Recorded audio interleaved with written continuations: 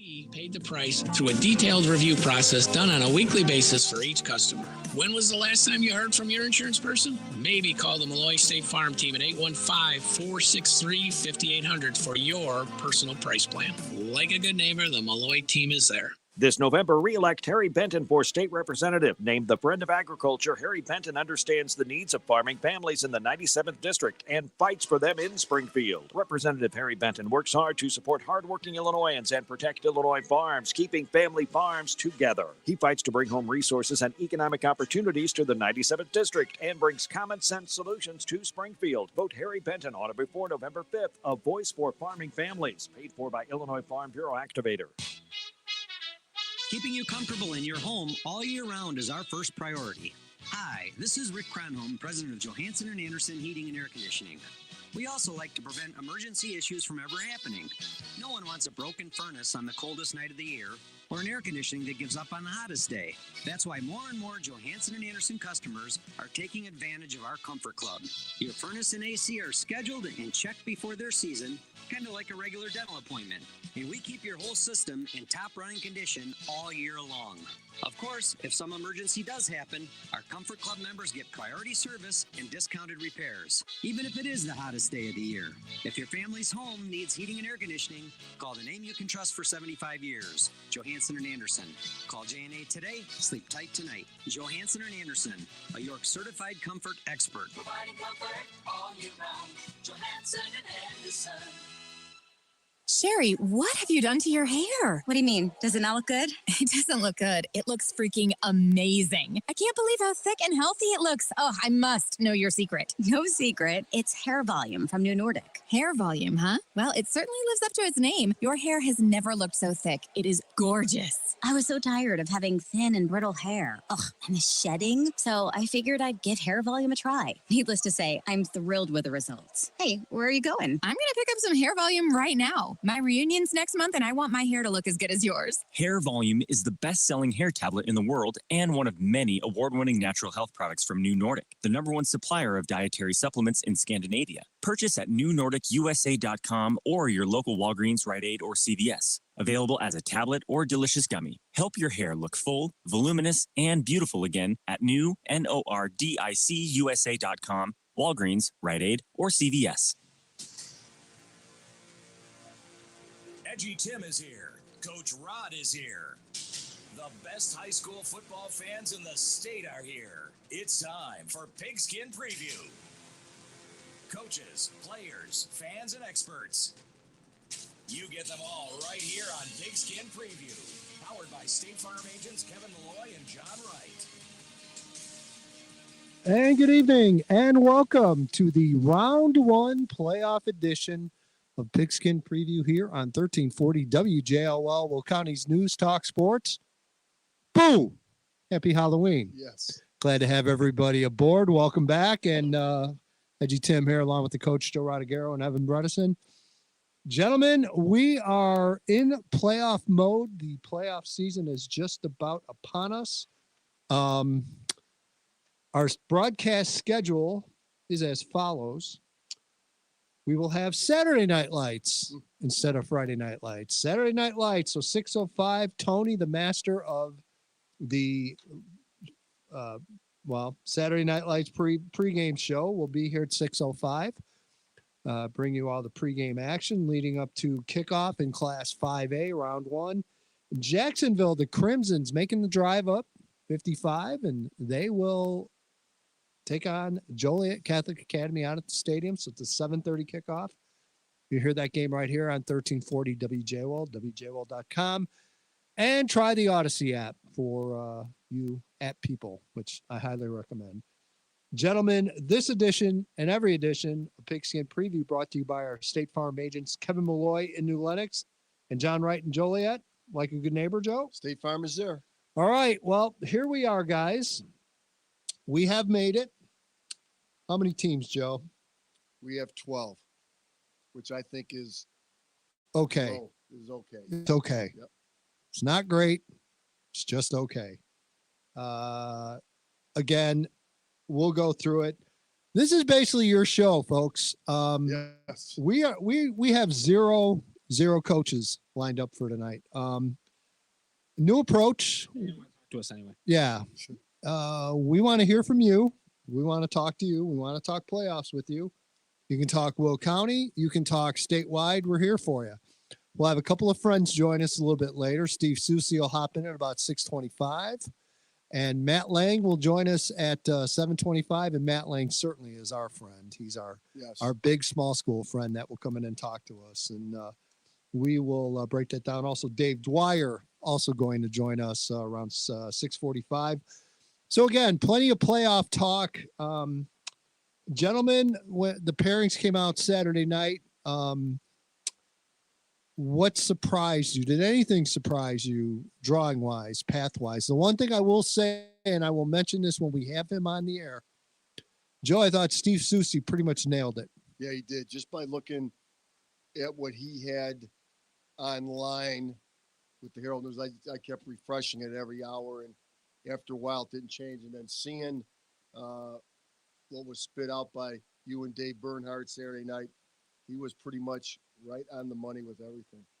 Yeah, really was. And again, we will have Seuss and we'll get his take. I always like having Seuss on afterwards because he's like the forgotten man after playoff very night. So it's always good to get his take, and he'll give you some insights of what went down. Evan, thoughts? Anything kind of jump out at you pairing night? Out of our area, the one thing that caught my eye on pairing night that I went, oh, that's interesting. 6A, they put them on opposite ends of the bracket, ladies and gentlemen. Yeah. Cary Grove and East St. Louis, the rivalry we didn't know we needed. Well, that could have a chance to continue for another year. To be fair, I mean, if you're drawing up geographically, you have to have them in separate brackets. Yeah, it's good to see though, and see that they're But- being on opposite ends, and if they should, they'll play in the title game. But the mapping in 6A and really 5A too, I thought was kind of interesting. You look at who's in the South. So Richards is in the South, which is generally the case. Lamont is in the South, which I know there's been years where Lamont has kind of been all over the place. North, yeah.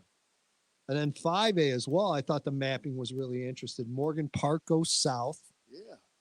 Which I don't think anyone, I talked to Chris James. I know they didn't see that coming. So that was kind of a surprise, but again, it's an interesting draw for sure. So as far as the area is concerned, and by the way, if you want to join us, 815-254-7300. We've got our friends out watching online. If you're watching us on YouTube, you can DM us or on Facebook. If we like it, we'll put it out there. Yes. No problem to do that. Let's start, Joe. Right. I think what we're going to do, let's talk area. And then when Seuss is on, we'll do little more of a broader perspective, if that makes sense. So let's go through area-wise in 6A, the most represented class from the Will County area. Minooka draws a 17 seed, so they are on the road at Taft. Well, I did a little research this week. They're in that CPL Red. Whitney Young wound up winning that. There's 16 teams in that conference. Kenwood, the only 4 and 5 team to make the playoffs, was from that conference. This Taft team is 7-2, but they cleaned up on bad teams. Yeah. I mean, they played Stevenson. I think week 2 it was. They got beat 42-7. Whitney Young beat them 28-7, but they kind of cleaned up. Defensively, they only gave up 126, but you add those 2 up and you've got 70 points there. So with those 2 losses. So I just don't see too much of a challenge here. Well, we hope. Yeah, we hope. Yeah. I mean, it's been a weird year with the Minooka Indians a little bit. I don't think they're going to see I don't think they've seen a defense other than Stevenson, let's say, a defense that Minooka can throw out there. Yeah, I tend to agree. Thing about the public league to remember, as far as I'm concerned, there is a huge drop off between your Morgan Parks, your Simeons, your Kenwood to an extent. There's a huge drop off between those conferences. So it makes a big difference. Taft does some good things. They have an interesting story. They have a running back that's a senior. His name is Steven Carrera. Had a fireworks accident when he was younger and missing part of his hand from that. Wow.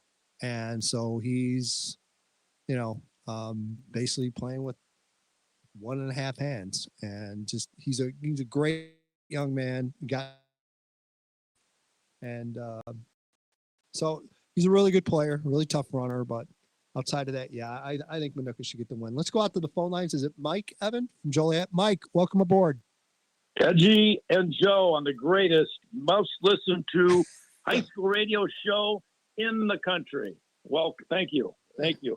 Well, I have this question, or recommend this question. Unfortunately, you guys kind of burst my bubble at the start of the show. Okay. When you said you're not going to have any coaches on the show. So maybe this is going to be a question for next week. But Okay. I recommend that you guys next week, it's playoff time, right? Mm-hmm. I recommend that you ask every coach who's on the show, okay, do they practice the Hail Mary prayer, the Hail Mary play? Real good Okay? And And how often do they practice it? We understand they're not going to reveal their schemes, and and from last Sunday's play, we've learned a lot more things. Okay. How many people do you rush? What do you do about the play before? Okay. What do the other 4 or 5 guys do on the field? It's not going to be as long a play as the Bears play, 65 yards, but this could come down to a Hail Mary pass, and I'd love to know what the coaches do, what they learned from Sunday's debacle. And I think it's a relevant question for playoff time. Mike, we tried to get Matt Eberflus on tonight, but he just wasn't available. So we had to ask this question. That's good, because the phone lines would probably be lit up blazing from that one. I agree with you. And Edgy and I, it wasn't 5 minutes after the game, Edgy and I were talking to each other. The call.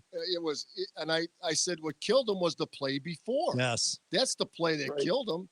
And yep. And there were some people, again, whether it's good, bad, or indifferent, I listened to the Herd a lot during the afternoon. And they had some pro guys on there, and they talked about it. Now, as much as I don't care for Michael Irvin, but he said they practice that all the time. But the problem is this: even if you're a pro, even if somebody may get hurt. Second of all, I don't know if they go full tilt. That's what I told Edgy on Sunday. I said, I don't think these guys, they probably practice it, but who really goes full tilt after this? I think there has to be some type of game with that or something, or the defense, whatever. But, and I don't think any high school coach is going to allow one of their defensive secondary, a corner, taunt the crowd and be late getting into the play. And if you did notice, I noticed it for the first time yesterday. He started running as soon as the ball was in the air, trying to time it. And he was the young man that actually tipped the ball to the receiver, guy, right? Which the guy that tipped it was the guy that was supposed to be the blockout guy. Yep. To take that man. Yep. So I mean, right. Had he been in position, theoretically, he wouldn't have tipped it. He would have tipped it the other way, right? Theoretically, or he would have batted it down in front of the guy that did catch the ball. Right. The worst thing you do is tip it up in the air. It's the worst thing you can do. Exactly. Well, I figure that high school teams, if you're a playoff team, you're probably practicing this play for one simple reason. It's a lot of fun to practice. Yeah. The kids would love it on offense and defense. And whereas, there's always the situation you get hurt. You can get hurt in any practice doing anything. That's true. All right. Since this turned into the score, Mike, what are your thoughts on the lineman handoff at the 1 yard line? No comment there, Andy. No comment. No comment. So anyway, so that's my question. I look forward to having coaches answer it next week. Okay, you got it. We will definitely bring that up to him, Mike. It's a good thought for sure. Yes, thank you. All right, Mike drops off, and that leaves an open phone line, 815-254-7300. Well, sure, the 1 week we don't have coaches, and then the first call complains about not having coaches. We can't win anymore, I swear. No, I know, Mike, I'm just kidding. Also in 8A, Lincoln Way West, as expected, 1 seed, hosting Niles West, and so there's that. So Joe, so we're looking potentially at a round 2 Lincoln Way East at Manuka game. Yes. I think I know where you'll be next Friday. That'd be okay with me. Yep. I think that's Love where you that can press wind up box. being. Yep. Yep. Joliet West gets a 31 seed. They are on the road at Lyons Township. And Joe, I'm going to tell you right now, I'm not predicting a Tigers win, but there could have been a lot worse seeds and teams to get matched up against than Lions. Yes, I agree. You know, Joliet West defensively is very capable. I think their defense is very good. Offensively, sometimes they're challenging at some time.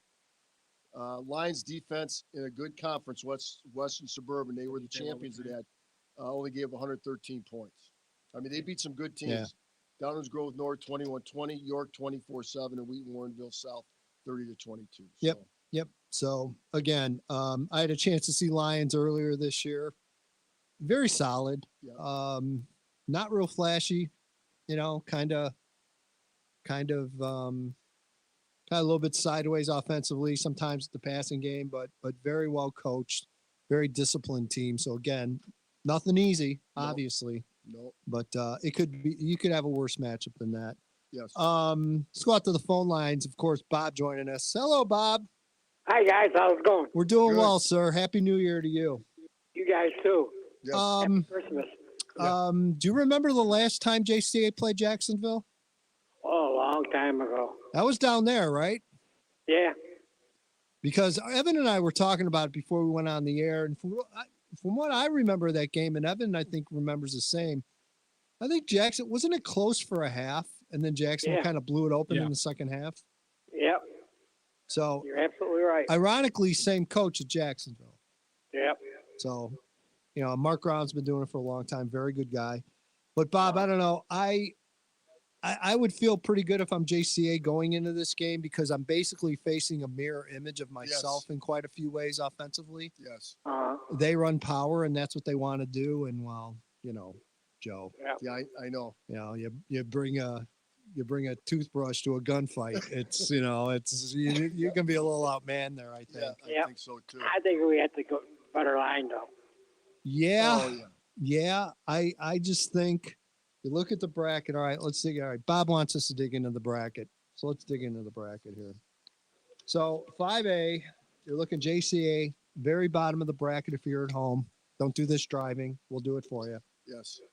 So JCA hosting Jacksonville. I think obviously JCA with the win. Sacred Heart Muhammad Seymour is a very intriguing game. I think Sacred Heart would be tougher to beat.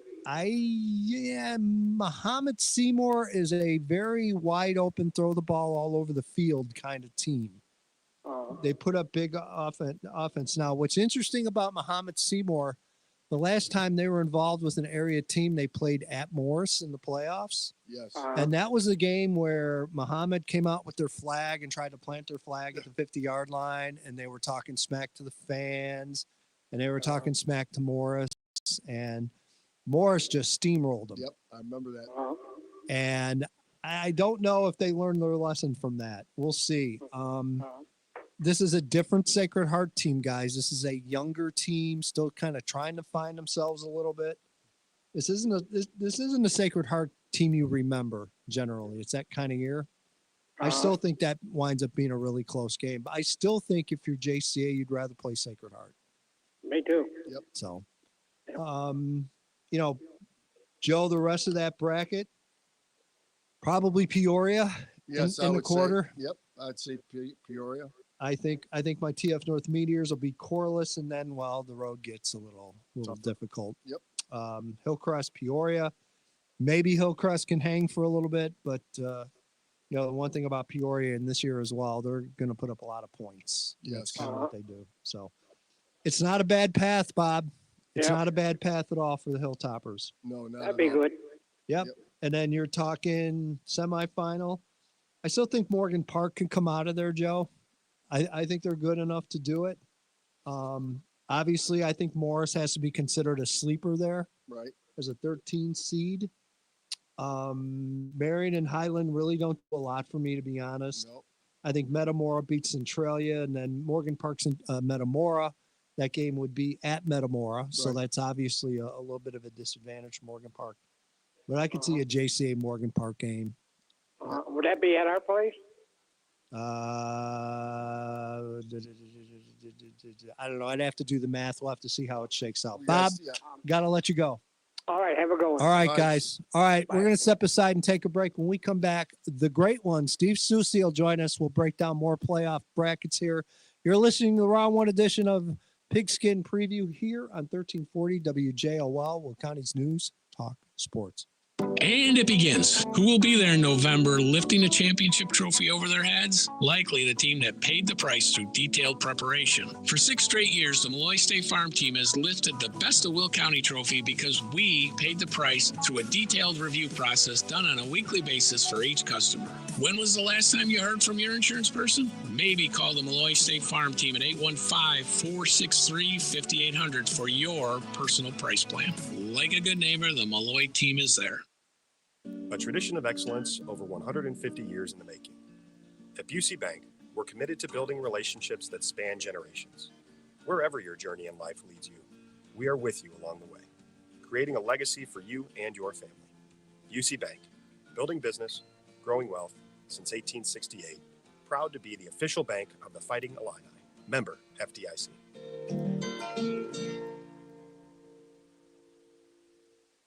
Mommy, want to play a game with me and Dad?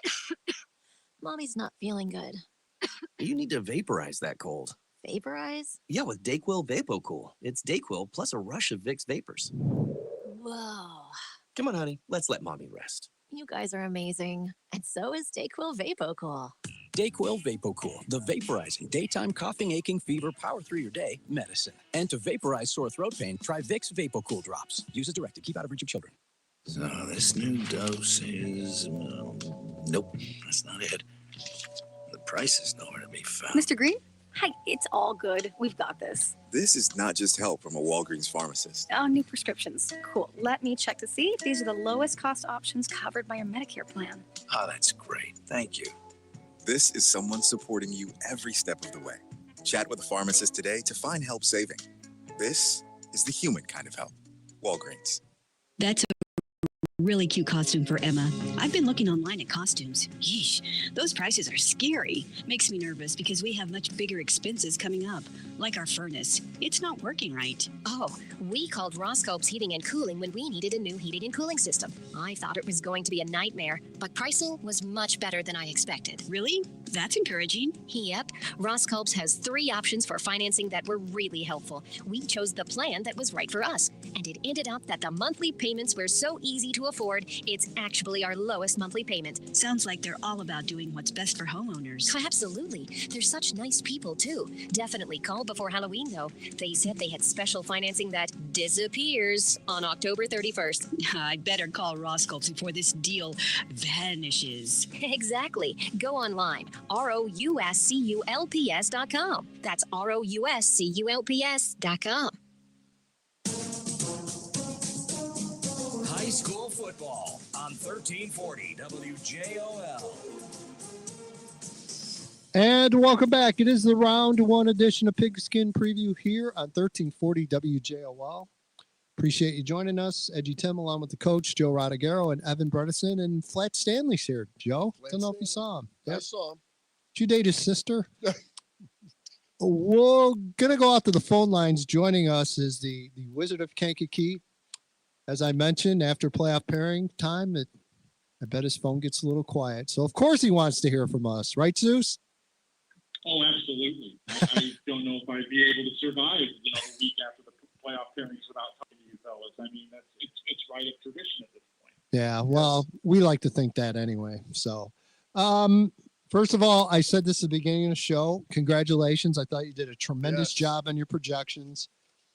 Pretty much nailed it from what I saw. I didn't really see anything glaring or anything that was completely off compared to what actually came out. Getting better at throwing them darts, man. I've been doing it long enough now that, that I kind of got the motion down correctly, and I'm getting better at it. So as far as let's start in 8A. Anything jump out at you from a matchup standpoint or a seating standpoint that you just kind of looked at and said, I mean, you and I were talking for quite some time. It was looking like Loyola Maine South in the first round. Didn't actually come out that way, but I'm still pretty excited about Maine South and Naperville North in round one. Well, I mean, obviously that Maine South Loyola game didn't come to fruition because of what Loyola did in week 9. Because it was kind of thinking that they were probably maybe going to lose that game to Mount Carmel because, as I know, whatever I pick in that Mount Carmel Loyola game, you should just go the other way because I've missed it 4 years in a row. Yeah, you're not the only one. So it's basically that's kind of what steered that away from happening. And then there were a couple of other, kind of, I guess, road results in week 9 that kind of changed the seed stack a little bit. So we got steered away from that. And like you said, that Naperville North Maine South game kind of grabs you right off the page to begin with. But I think there are a couple of other ones that I think are kind of intriguing in there, just in the sense of, I'm not really sure what's going to happen here. I mean, I'd point out York and Edwardsville as one game that I'm It's a great game. at. Yep. And another one is like Stevens and Sandburg. I think that's kind of an interesting one to take a peek at. So you just kind of look around that bracket, and I think there are a fair amount of those games that you can kind of look at on paper and say to yourself, that looks pretty intriguing for a round 1 game. Who's your 8A sleeper there? I don't necessarily like their draw, but the team that I think no one's really talking about, and I don't know if people have been really talking about them that much at all, is Marist. Good call. Yeah. I think that they're a pretty good football team, and I think we just kind of got lost in the shuffle of what they did. You take a close look at their schedule; they beat some good football teams, and I feel like it ain't one there in that 5-seed hole. Obviously, I mean, you look ahead, you see that possible Marist Loyola game in round 2, but that's kind of the team right now that I look at. It's a very interesting discussion when you go into this because logically you're looking at that bracket and you're kind of expecting it to be the way that it had always been. Well, okay, we're just having a prelude to Lincoln Waves Loyola again. Well, that's not going to happen this year because they're on the same side of the bracket. So you got to kind of look at that other side of the bracket and say, hey, who might come out of there? And I think there are quite a few teams that possibly could. Steve, at 5 and 4, how dangerous is Warren? It's tricky because you look at Warren, and I feel like they have the components that have made that a good football team. They've got a strong running back, but their defense this year has had a few more issues than we're accustomed to from that team. So, I think they're intriguing down there, but once again, I don't know if we can say that this is the same Warren that we kind of got used to over the last 3 to 5 years. Yeah, I saw them. A fair amount of points. I saw them Friday night against Libertyville. The difference is the defense, Steve. The difference is the secondary this year. I don't think the secondary is anywhere near what it's been, and they obviously gave up. And I tell you what, and just speaking on that before we get to 6A, guys, Libertyville's a legitimate contender.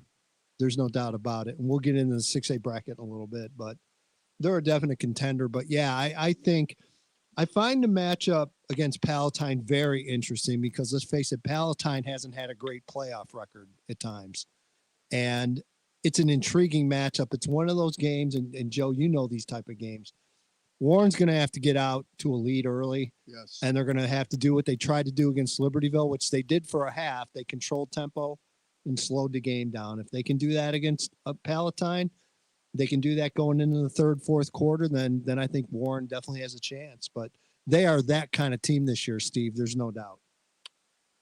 Yeah, I don't think that's a great quad for a team that has secondary issues, to be completely honest with you. Yeah. I mean, when you really look at it on paper, it's like, well, you got Palatine in the opening round and then potentially Barrington in the 2nd round. Yes. And those guys can swing it when they're going good. So Warren. Yeah. Go ahead, Steve. I'm sorry. Finish your thought. Yeah, I think with Warren, that's the situation. Obviously, like you mentioned, it's got to be a tempo controlled game for them.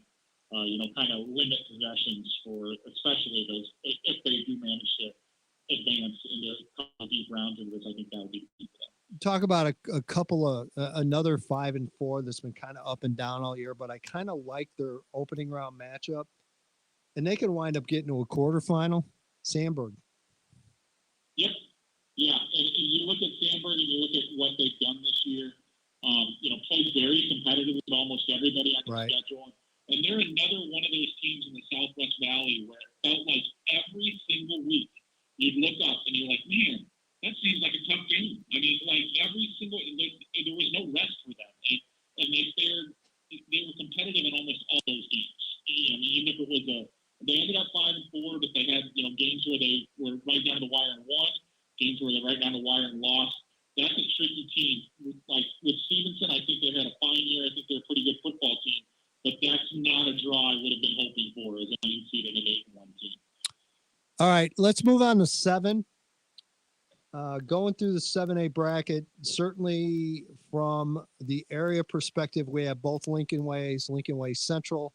They're on the road at Maine West. Lincoln Way West, the 20 seed, they're on the road at Pekin. I tell you what, Seuss, as far as Lincoln Way Central is concerned, and Joe and I talked about this off the air, I like their path here.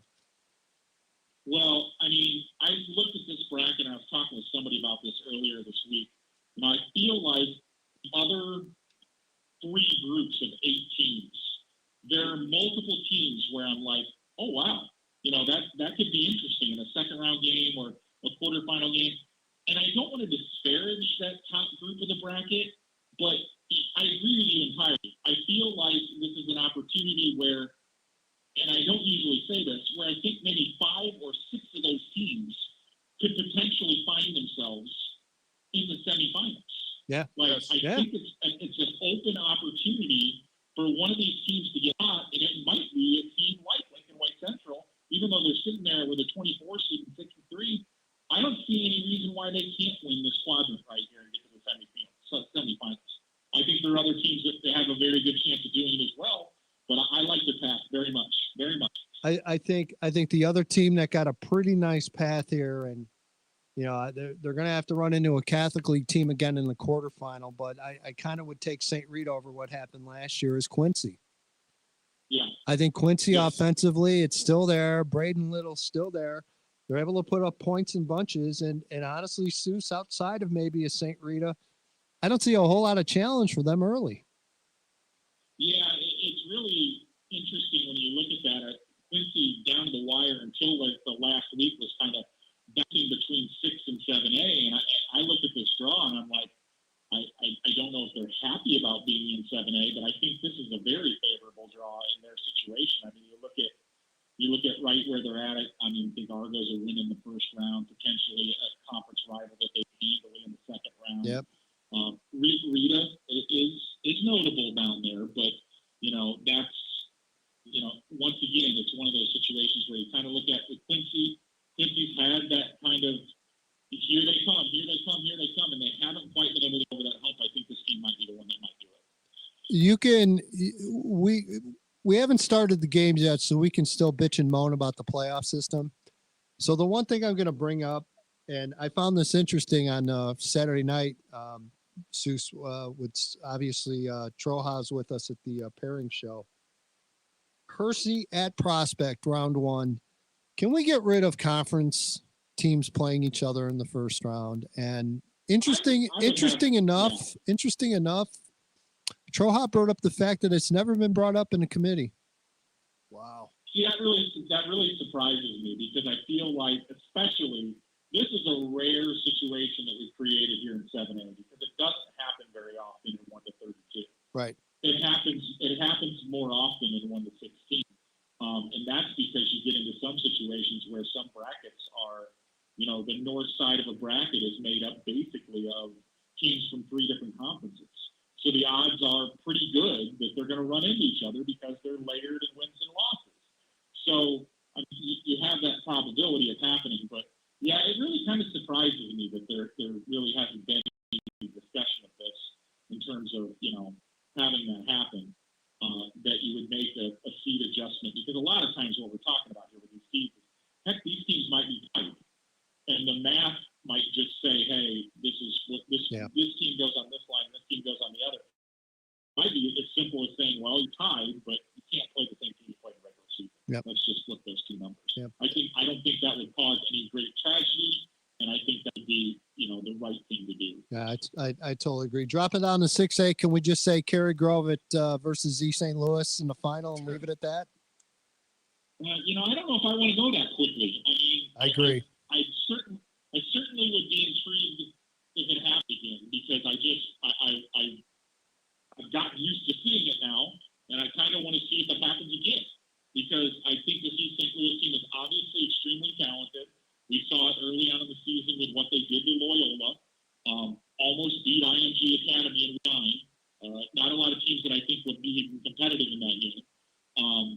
So you look at that and you consider all those factors, but Cary Grove is a really solid football team, and they know how to get it done this time of year. But I look at the bottom half of that bracket. And I agree. Libertyville already. Yep. You mentioned Libertyville already. I think we'd be remiss if we discount Geneva. Yep. Despite the week 9 loss, I think that's a very talented football team as well. Agreed. So I do think that's a pretty clear road for Cary Grove to get to the semifinals.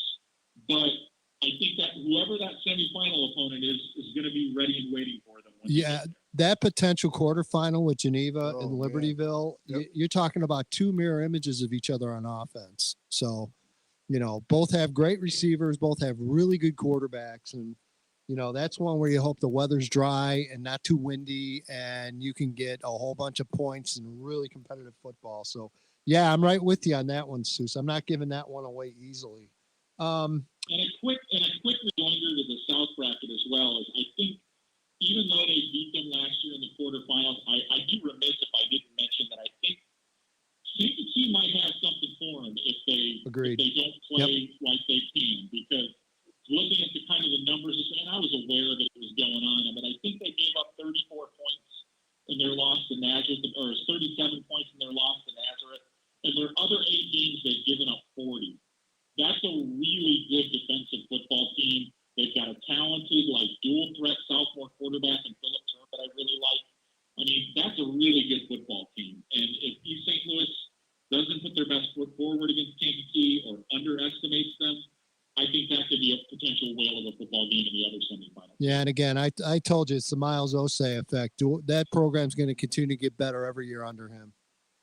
Yeah, they really, I saw them twice this year, at least for a little bit. And they really, when I saw them against Normal Community, they just really took Normal Community out of that game. And then you look at every other Normal Community result this year, they're putting up 40 plus, they're doing whatever they want to do. But Kansas was like, nope, not tonight, fellas. That's a really good team. Yep. 5A, I got about 30 seconds off the top of your head. What stands out to you in particular on 5? I'm interested in just seeing kind of how this all plays out. At St. Francis beating Nazareth in week 9, it just kind of gives me a little pause that, hey, is Nazareth going to roll through this thing on the top? And, I don't know if that's going to be the case. I think St. Francis is playing good football. They're a really good team. And I don't want to discount Sycamore. They've played better and better as the season's gone along. Yep. That's a really good team. On the South, I still think it's, I think it's Joliet Catholic's bracket to do some real damage here.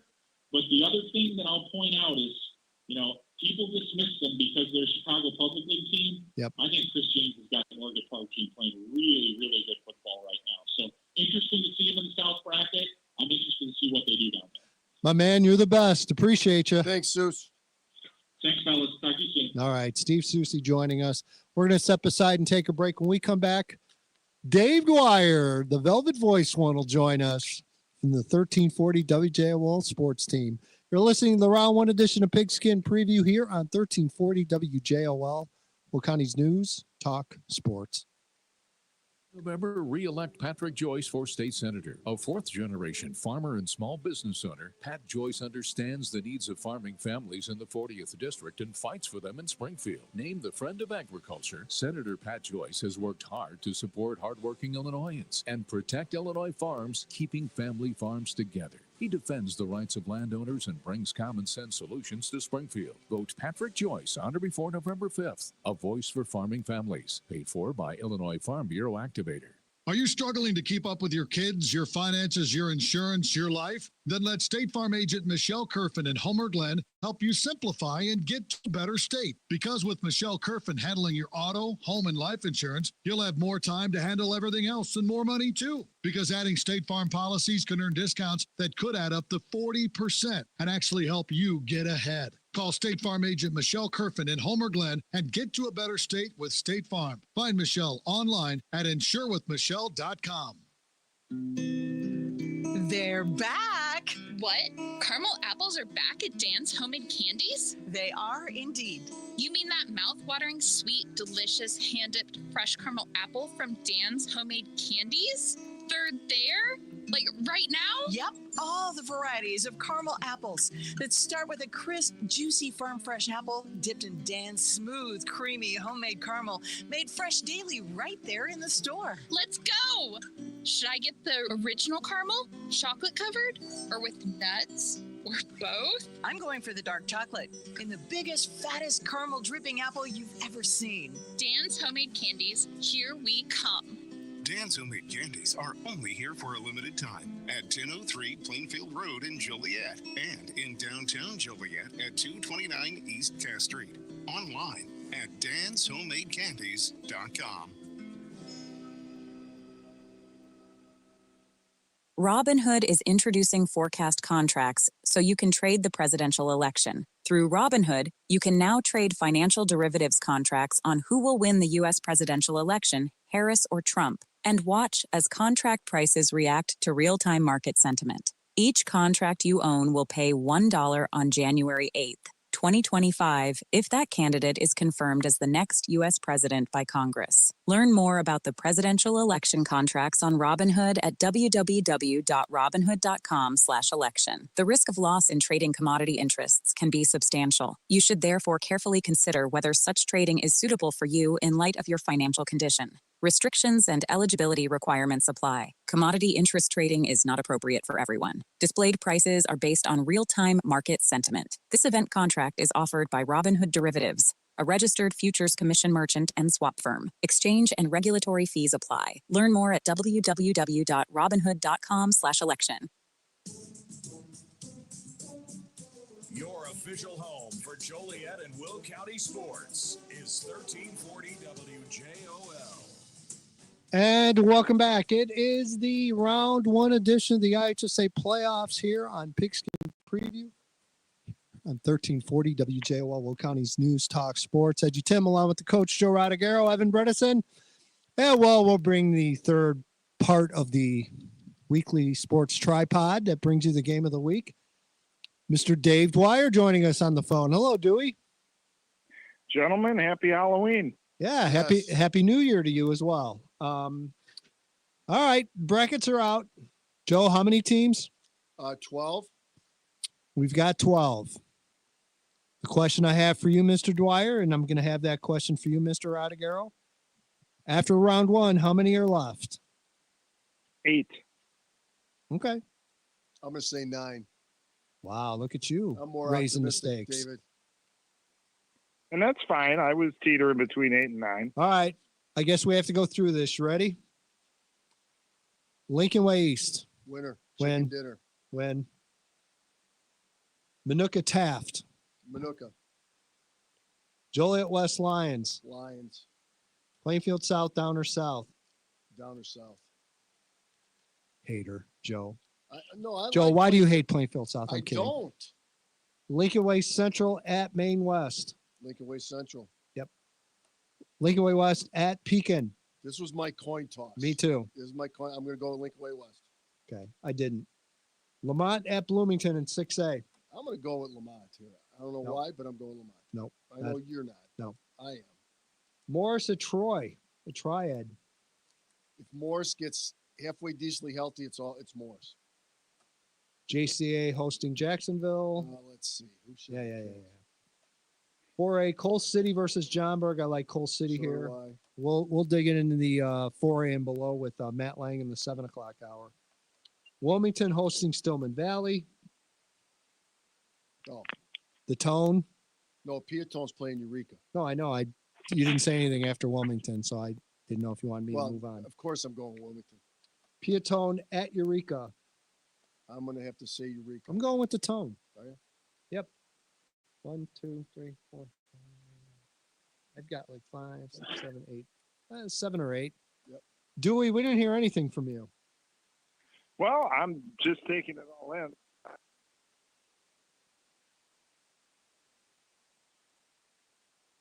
So I hope you get that B and the C material ready to go. It's ready.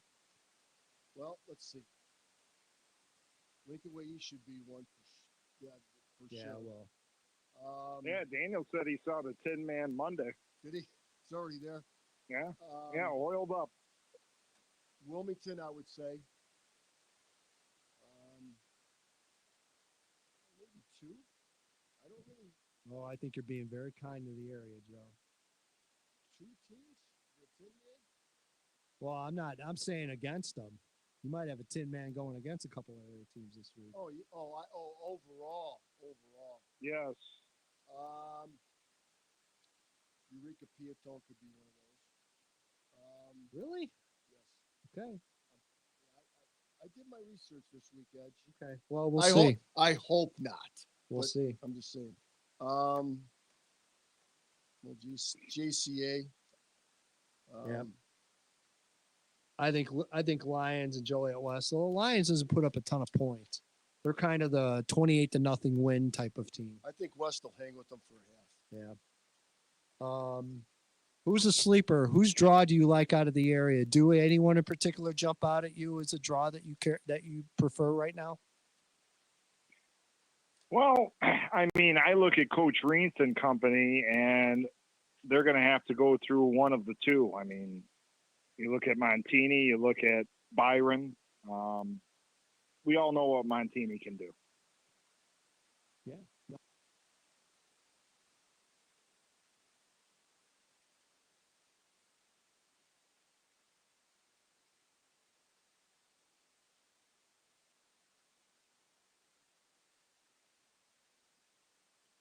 It's Joe, but they play in a damn good 1A conference in the NUIC. So this is a team that, number one, is pretty battle tested. Number two, they play against a lot of double wing teams in the NUIC. So, I don't think, Wilmington's offense is going to overwhelm them, which scares me a little bit. And then you get past them, you wind up running into Byron.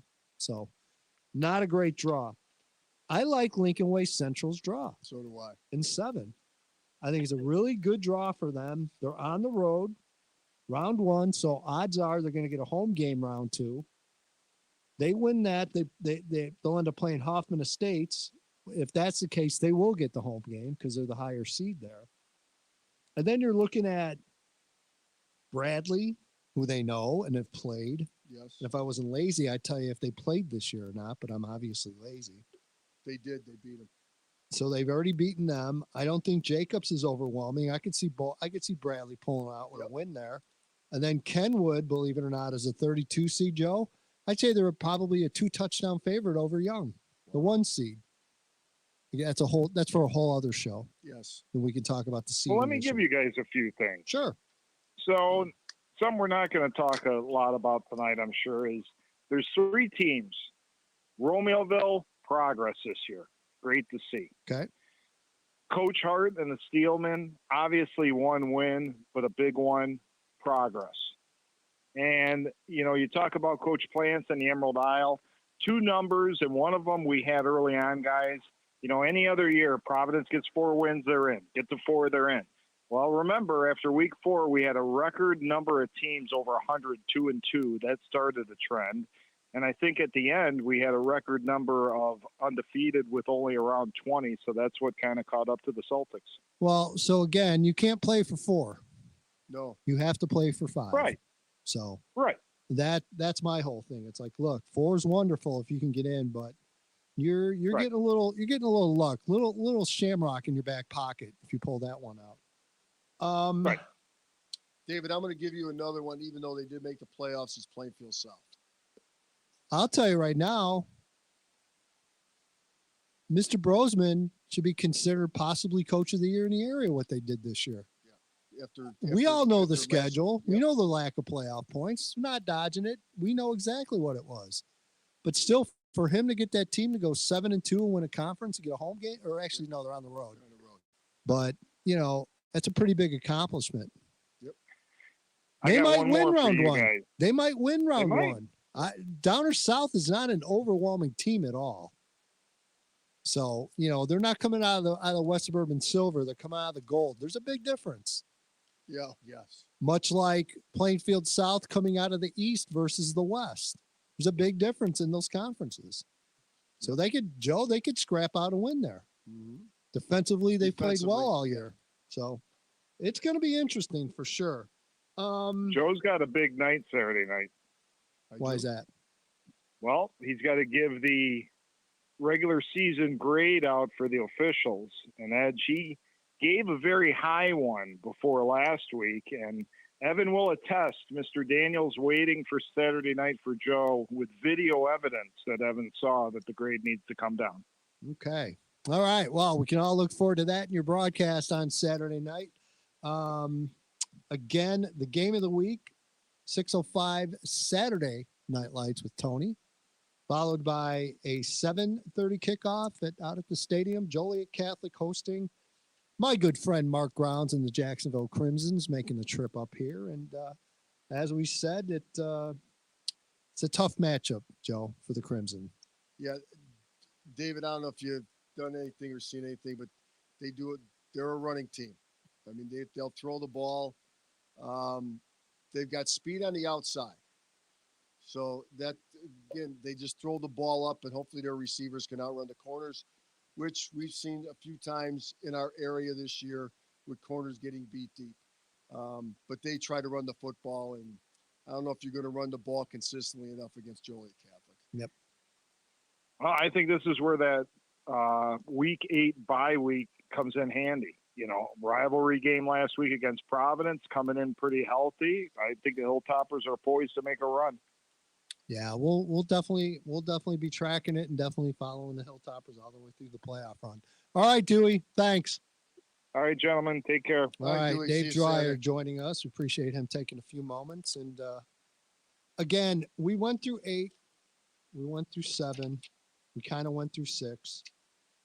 One thing I want to bring up, and we've seen this in a few different classes, Joe. In 6A, you have, and again, it sounds like I'm picking on the Chicago Public League, and I'm really not, but I am a little.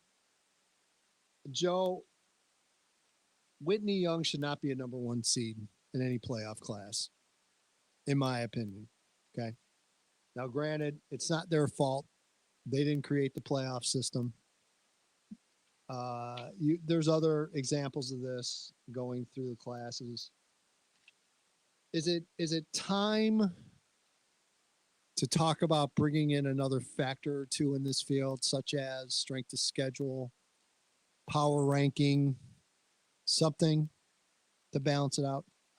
I definitely agree with that, but how do you do that, though? Other states do it.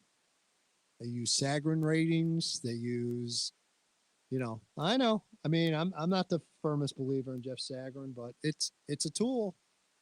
It's a tool.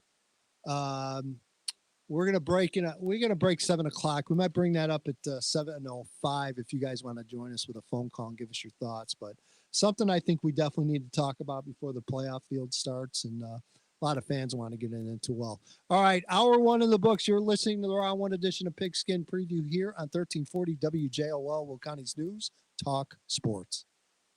Your home for Will County's news, talk, and sports. We're 1340 WJOL.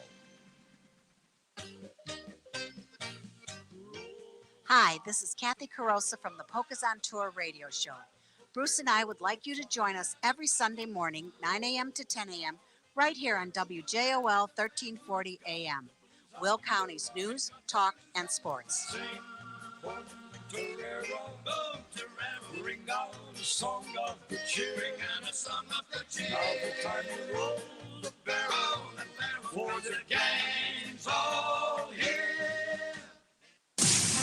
From the Abri Credit Union Studio, This is Will County's News Talk Sports, WJOL Joliet. From the Abri Credit Union Studio, this is Will County's News Talk Sports, WJOL. From ABC News, I'm Chuck Severson. Halloween presidential campaigning has the candidates working before the trick-or-treaters go out. In Albuquerque, New Mexico, Donald Trump. With your support, New Mexico, look, don't make me waste a whole damn half a day here, okay? Look, I came here, we can be nice to each other, or we can talk turkey. Let's talk turkey, okay? Alluding to what the former president's told interviewers about using the military against some who oppose him, Vice President Harris in Phoenix. On day one, Donald Trump would walk into that office with an enemies list. On day one, when I am elected, I will walk in with a to-do list.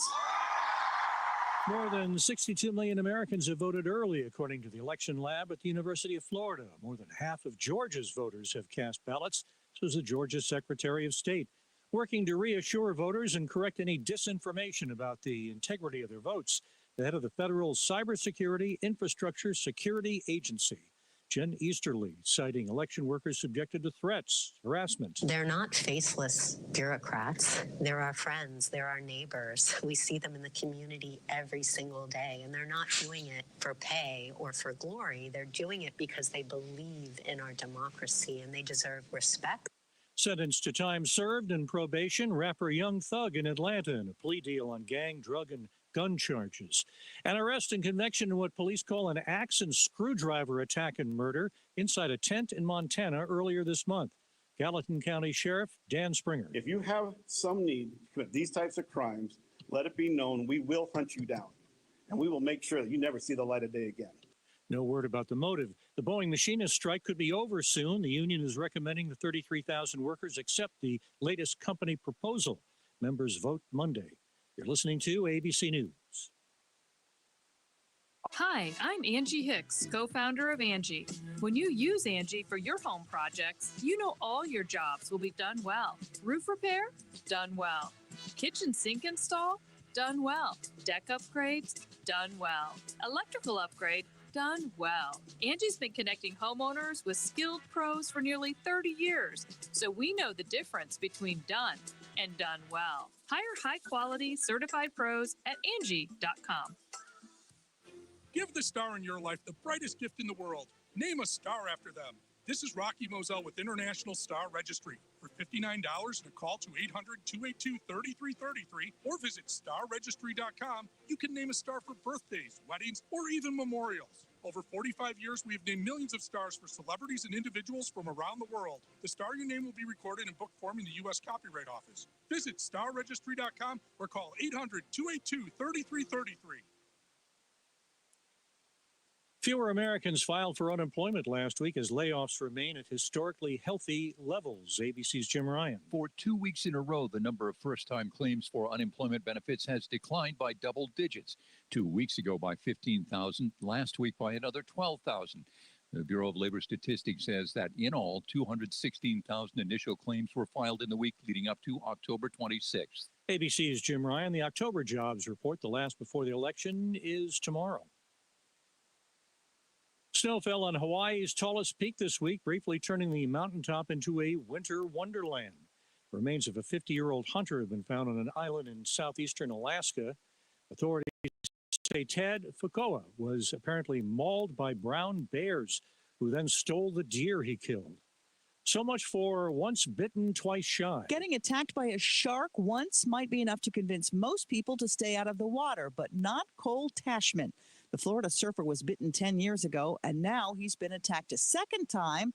Turns out that's still not enough. He does admit when he does go back into the water, though. First time's going to be really spooky. So I'm going to wait for some super clear water and a place I know there's no sharks. A shark crunched both his feet, leaving him with injuries that needed 2 surgeries and nearly 100 stitches. Sherry Preston, ABC News. State of Arkansas has purchased land northwest of Little Rock that Governor Sarah Huckabee Sanders says will be used for a new prison.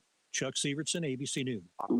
Oh no, stomach issues again? Stomach issues? Who are you? Your pancreas. I could be the real reason for your diarrhea, gas, bloating, stomach pain, or loose oily stools. I thought it was my stomach. People often do, but any of these symptoms could mean having a condition called exocrine pancreatic insufficiency, or EPI. With EPI, the pancreas doesn't release enough enzymes to break down food, but EPI is manageable. Use the symptom checker on identifyepi.com and speak with your doctor. That's identifyepi.com. Sponsored by AbbVie.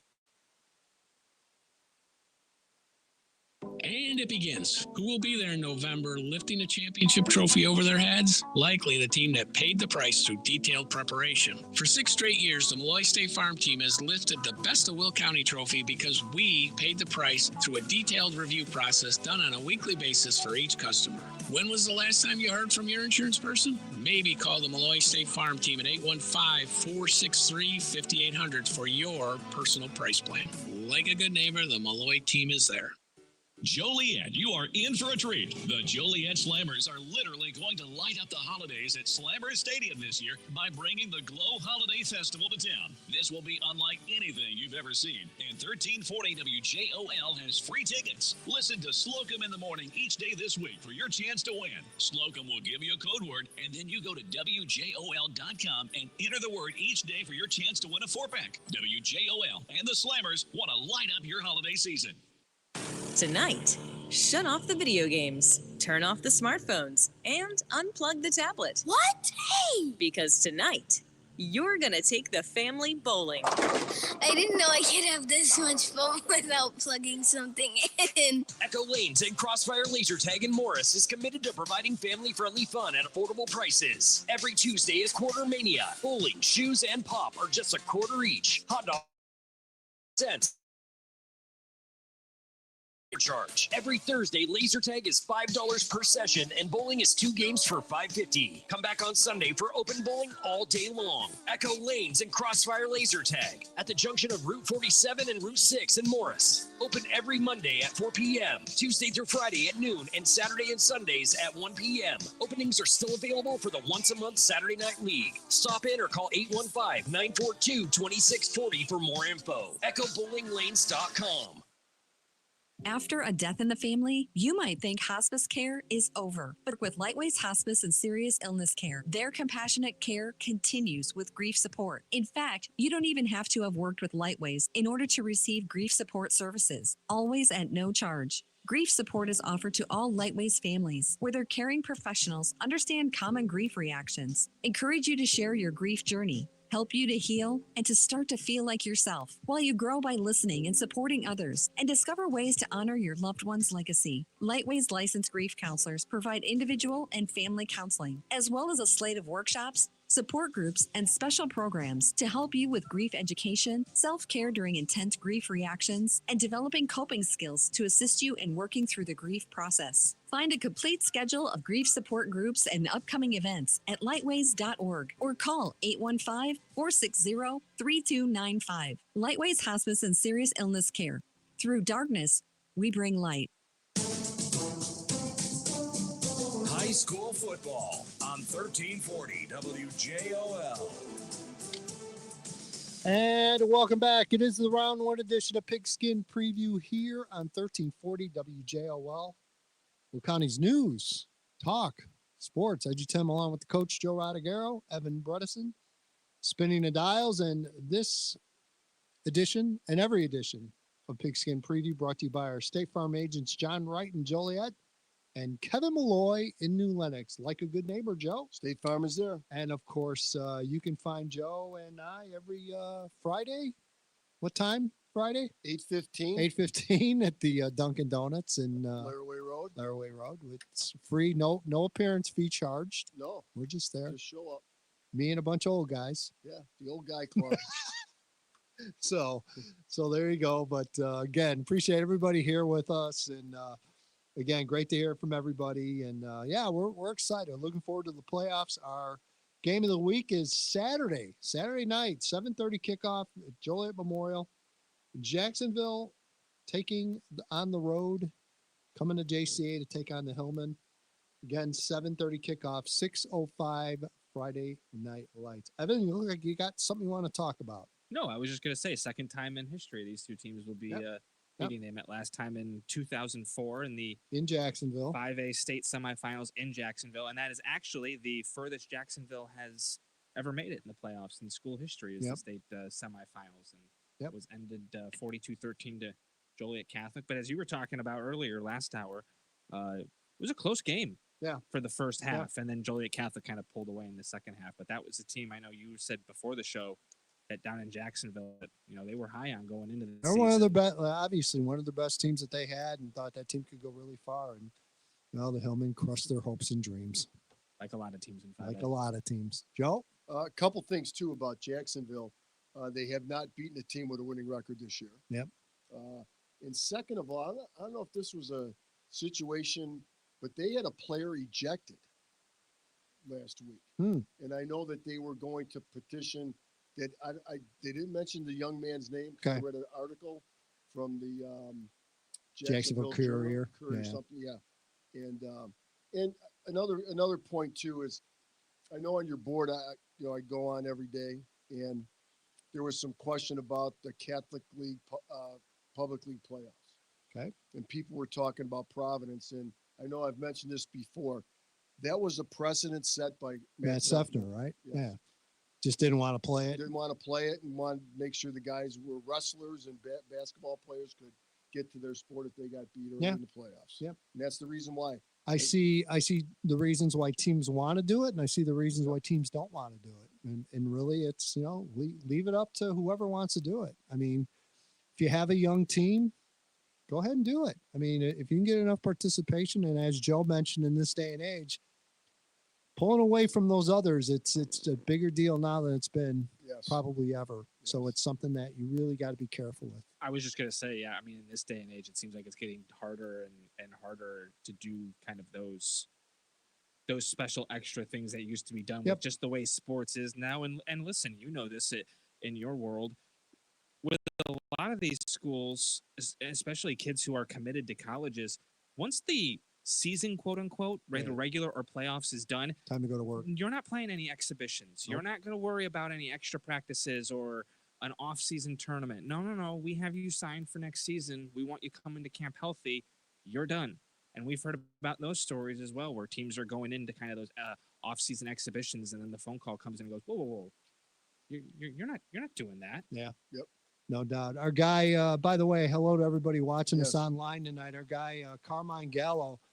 Love the Byron, I love the picture too. Byron Montini, round 2 is for all the marbles. Yeah, boy, I tell you what, that is one heck of a showdown in 3A. Oh, by the way, you get through that, you probably end up eventually running into Wilmington too. So there's no gimmies there, but honestly, and some of the early projections had that as a first round game, Byron and Montini. So at least they get a round off, but talk about contrasting styles. Yeah, Carmine, I agree. And as I'm sure a lot of people do as well, that was by far Byron's toughest game all year last year was Montini. Montini almost got him. So believe me, I had a chance when I went to see Byron against Dixon. A lot of those fans still remember that Montini team and that Montini game and say, yeah, boy, we hope we don't run into them early. Well, guess what? You're running into them early. Congratulations. Yeah. Should be very, very interesting. By the way, 815-254-7300. We've got time. We'd love to get your phone calls. Ask us anything you want to talk about. We're here for you playoff-wise.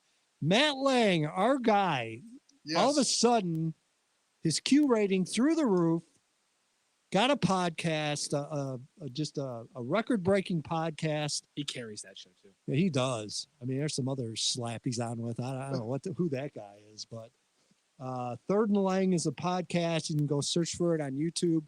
Matt doing his magic in small school football. And again, we'll have him on at 7:25, and we'll happily talk 4A through 1A football. Heck, we can even talk a little 8-man football if you want. We're here for you for that. That Byron Montini game? Yep. That's going to be at Montini, too. So that'll be a home game for Montini. Yep. No doubt about it. Could be very interesting. Greg joining us. All right. Greg made it back, and we appreciate it. Greg, sorry about that. Thanks for calling back. No problem, guys. I understand. This is a great show tonight. Thanks. I'm learning a lot. Thank you. I was that conversation you had with Susie, just it like the part about Lincoln Way Central. That's the first thing that jumped out at me about that bracket. I think they can do some damage. So that was cool. But I wanted to talk to you about something. I was at the East game with Naperville Central last week. We all know about East, but Naperville Central is a very good team too. They could go deep. Yeah. But there was a play in there that I wanted to ask you guys about. East was winning. It was 14-7 in the third quarter. Okay. And Naperville North had about a fourth and about 15 on the east side of midfield. Okay. But they decided to punt. They played a lot of field position that night. So anyway, the snap comes back to the kicker. He drops the snap and it's on the ground. So instead of picking it up and try to kick it, he just soccer kicks it off the ground. Well, it went down close to the east end zone. I don't think it went in the end zone, but right away I'm saying that's illegal kicking. That's loss of down and a penalty. But East did not take the penalty. They declined the penalty and took possession at the 20-yard line. What's going on there? Joe? I'm just going to say, because he's the punter, it's like a drop kick. That's what I was thinking, drop kick. Drop kick.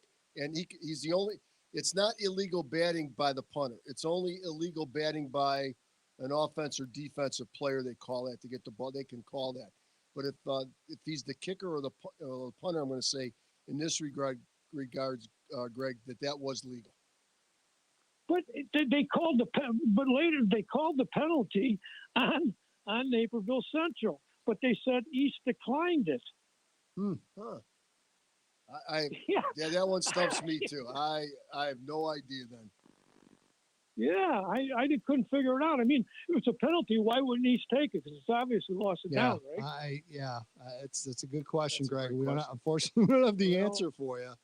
So if you can ever find it out, put it on the show so I can hear it. So Greg, in the second round, when you go to Minooka, there's a lot more seating this time around than last time Lincoln Way East played there, in case you're wondering. So Minooka built their visitor side is now the home side. So they basically built a brand new home stands. It's a great facility now. They've done a ton of renovations. So if you're hesitant about going with crowds and what have you, you should be able to fit in there pretty nicely. Yeah, that's great news. Yep. I respect what they did last year. That's a program that I think could blossom over the next few years here. Yeah. Yeah. Don't disagree. They're going to have a tough time with East this year, obviously. Yeah. But even the bracket that I saw, I don't see anything bothering them until like about the third round, I think. Yeah. Will it be, I guess the question I have for you, will it be a successful year and a successful run if you win a state title, but you don't get to play Loyola? Do you have to go through Loyola to have success? Everybody, when I sit in the stands, we all talk about that. We want to, we'd love to get Loyola down here. We've never gotten them down here. It's always been up there. We'd love to get them, but the thing is, get the crown. Yeah. Let's do it. I agree. I agree with you. Yep. You don't care who you play or how you get it, as long as you get it. That's right. I'll tell you, some great kids this year. Yep. Greg, I tell you, the other two Lincoln Ways, not terrible draws. No. I love all the Lincoln Way draws. I think they've all got a chance to go deep. You know, it's a great thing. And the other one, like you were talking about the Naperville Maine South game. Yeah. Naperville, the two Napervilles. Look out for them. Yeah. They can do some damage too. You know. I'm going to that game Saturday night, and I'm expecting a pretty long game. I think it's going to be a lot of passing, a lot of back and forth scoring for sure, but it should be fun. No doubt about it. Yeah, you can have a good time. No doubt about it. All right. Nice setup there too. They have big time football there. Yeah. Good stands and everything else. Yeah, no doubt. Yeah. All right, Greg. Great to hear from you. Okay, buddies. Okay. See you, Greg.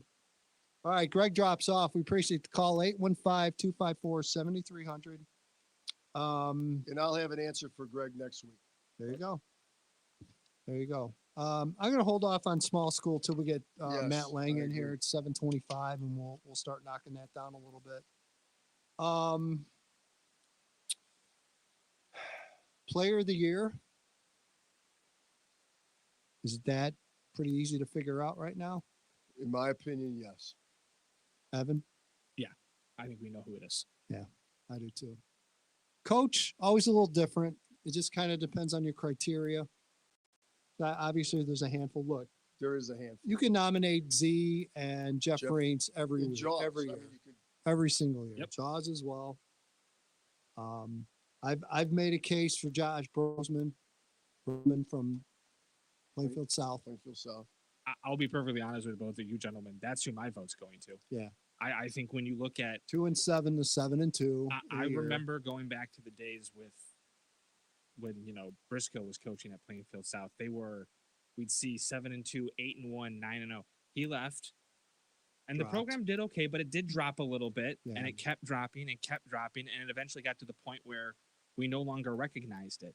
And what's happened in 2 years, I don't want to say it's a miracle, but for a school of that size in a district with that many kids split up among that many different schools, that is unbelievably impressive to do that in 2 years. Yeah, yep.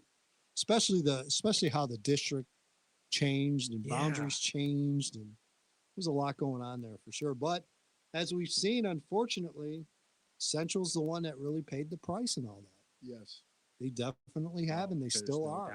Just like Lincoln Way Central did with North, when North was still active in East and Lincoln Way West. Another guy that I think could be considered also as Dave Francis Woodburn. Larkin. Well, Dave Woodburn. Right? 2 years in a row for Woody? Well, I'm just saying. No. Probably no, because you don't go 2 years in a row, but he's done. He continues to move that program forward. And if they get on a roll here a little bit, that might change your thought. It could. Lincoln Way Central is one of those teams. If they win their first round game, they can move. They could go on there could be a little run there. We've seen it, Joe. We've seen it firsthand. The support they get in that community, and you start getting hot. Yep. You'll see that Friday in Chicago at Taft. Very small home field. You will see a ton of Minooka people make that trip. Now, they better leave tomorrow about 9:00 to get up there in time for game time. Because I hope they don't have the commute I had up there 2-3 weeks ago. That was not fun. But no support. Anytime going through Chicago is bad. So it's even worse now. Well, that was regular construction. This is extra construction that's going on down there now. So it's good. So, well. All right, step aside and take a break.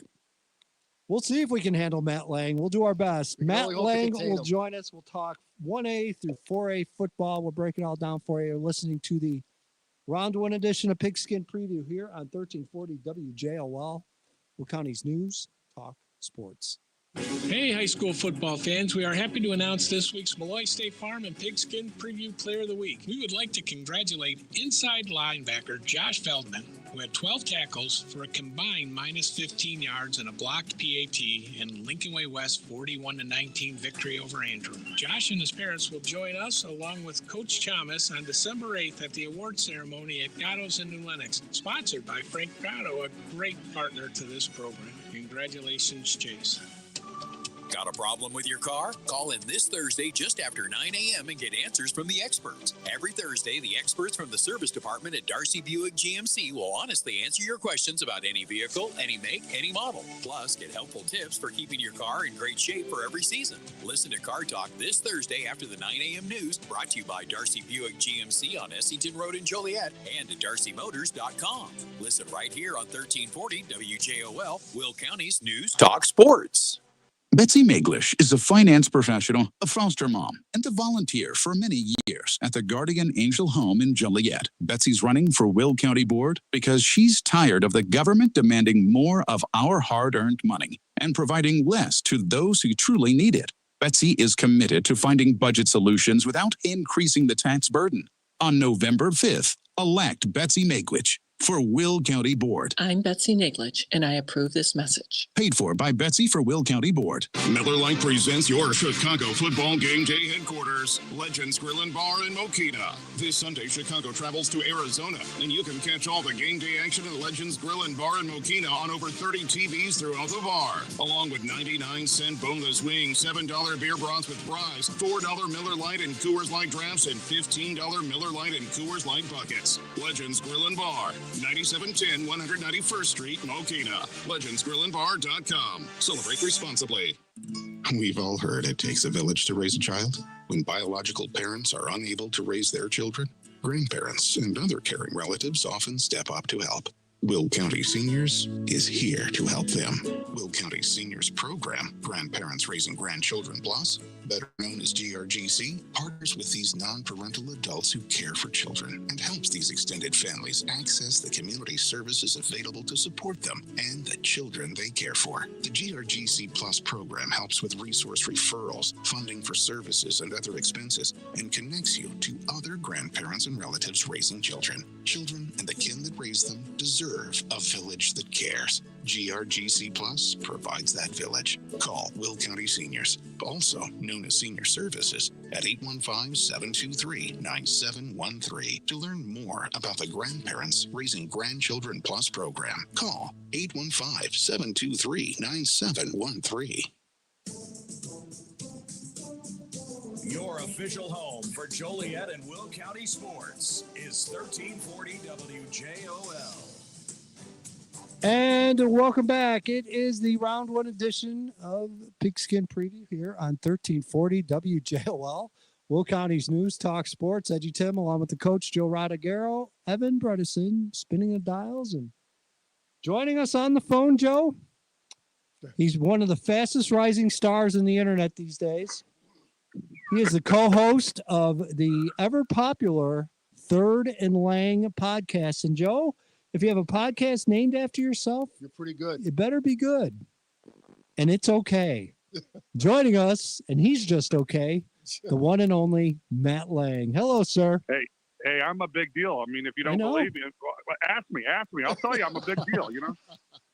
Well, it's our favorite time of the year. It's playoff time, and I figured if anyone had a little gas left after our hour podcast talking small school football, it would be you. No. Well, my big dilemma was I'm trying with my backdrop, you know, with that little banner that I have, if I could just get it a little bit bigger for Joe to be on there, and then I think we could add him on there, and I think our ratings would go through the roof. Oh, I bet they would. Oh, absolutely. Yeah, sure. Absolutely. There is no doubt. No doubt in my mind. That's my next big project, you know. All right. So from the area standpoint here at 1340 WJOL and Joliet, obviously Wilmington's one of the bell cows here in this area. Sure. And, you know, the big storyline going in, will it be 2? Will it be 3? Well, Matt, it's 3. And boy, it's a unique path and a challenge, isn't it, for the Wildcats? Oh, yeah. I mean, we talked about this, you know, but just to kind of go over, I mean, you know, Wilmington opens up with a 5-4 team that you might have heard about them, you know, Stillman Valley, Coach Lawler. There is a difference between 2A and 3A football. I mean, just your depth in your lines, your depth in your offensive lines, your special teams. It's just going to be a little bit more ferocious there in that 3A bracket. If they were to get past Stillman Valley, I mean, they're going to take on a good Eureka team, and then down the road, I mean, we talked about this the other night, Tim. I mean, Dupec's waiting, and yep. Don't count out that Monmouth Roseville team down there in that lower part of that bracket. But I mean, the North is loaded, top to bottom, from Byron all the way down through Montini. I mean, it just goes on and on and on and on and on. You know, I think what changes in 3A as well from moving up is, you know, you mentioned the physical attributes and the differences. I think style of play, as we talked last night, Matt, we brought it up. You know, you mentioned Dupec potentially down the road there a little bit. That's a team that plays in a very good NUIC conference, which, okay, it's a 1A conference, but we know better. It's much better. It's probably a 2 to 3A conference with the talent in that division. They play a lot of offenses very similar to what Wilmington runs, so I don't think Dupec would be overwhelmed by that at all. No, I think you made a great point there. I mean, I talk about the number aspect of players on the sidelines. You know, yeah. From an eyeball perspective, from a litmus test, I mean, you're sitting there looking at from the sideline. You know, how many players are standing there? Well, when it gets about too deep, you're going to have a little bit more. You're going to have some more substitution patterns. You're going to be able to rotate some guys in. And the bottom line is, you know, the hip level, the strength in the back and the arms. You know, they're just going to be. Teams are going to be tougher, and you know, let's just call it how it is. I mean, Dupek has gone through the gamut, you know, through just a grinder there in that NUIC. I mean, they are not going to back down from anybody. And hey, they played Lena pretty darn tough. I mean, their only loss is to the Georgia/Alabama of 1A football in Lena Winslow, and so. South. I mean, but there's a lot of teams down there in the South, and it's going to be a lot of fun. I mean, this is going to be a really interesting to see how that 3A really develops. Could there be a matchup in round 2 any better than Williamsville and Monticello? No, there really couldn't. I mean, these are two, and listen, those are the two teams. If you think about the Byron dynasty, you know, I'm always marveled about that. And I wanted to ask Coach Considine that, you know, like, and Coach Boyer, like, how did you overcome the two just heartbreaking losses to Monticello and Williamsville, and then come back and then win, you know, back-to-back state champions? You know, they're an incredible outfit, you know, Byron is, but I mean, Williamsville and Monticello in round 2, I mean, that would be incredible. And I think a close second, and maybe you could argue could be the best matchup, is up at the top, St. Joe against, maybe a repeat against Roxana, or Tolono Unity at Unity. Like I said, it's the cathedral in the country with Scott Hamilton, and there's a lot of great, you know, round 2 matchups, you know, 1A through 4A that we could talk about all night. Yep. Yeah, I was going to ask you about that first round matchup, Roxana at Tolono. You know, two teams, you know. Roxana made, I think, to the semifinals last year, and Tolono Unity is a team that's been in these playoffs. Traditional power. Yeah, traditional power. Well, yeah. I mean, if you want my opinion on this, I mean, I think it's one of the best games in the whole 256 teams. I mean, not a lot of people have really. Well, I'll just say it this way: there's been a lot of people who have kind of tiptoed around this. Scott Hamilton has not necessarily said whether he's coming back next year. I mean, I'm not going to spread any rumors or anything like that. He's been asked. I mean, we don't know if this is the final run. It's coming to an end eventually for Scott.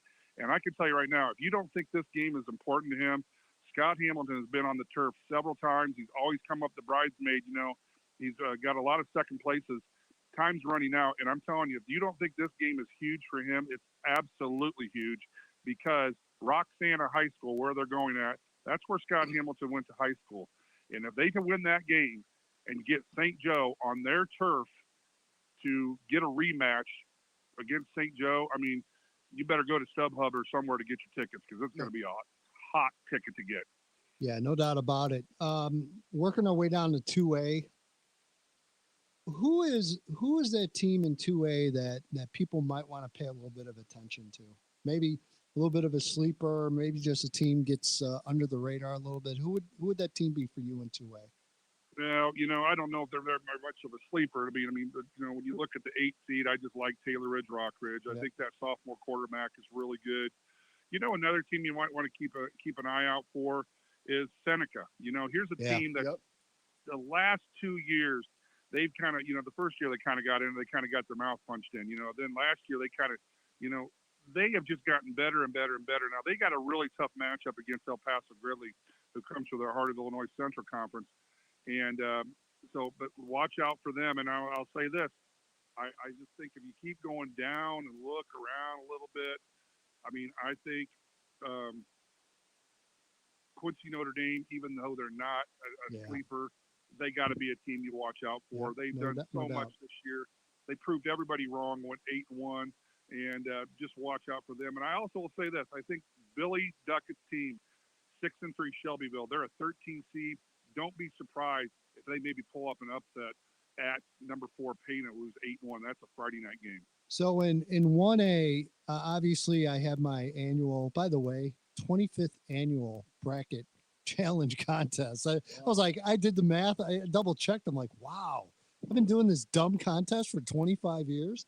Anyway. So what does that make you, Tim? Really dumb and old. Are you 100 years old? Yeah, you're about Yeah. 30. Yeah. Makes me dumb and old, Matt. Thanks for asking, though.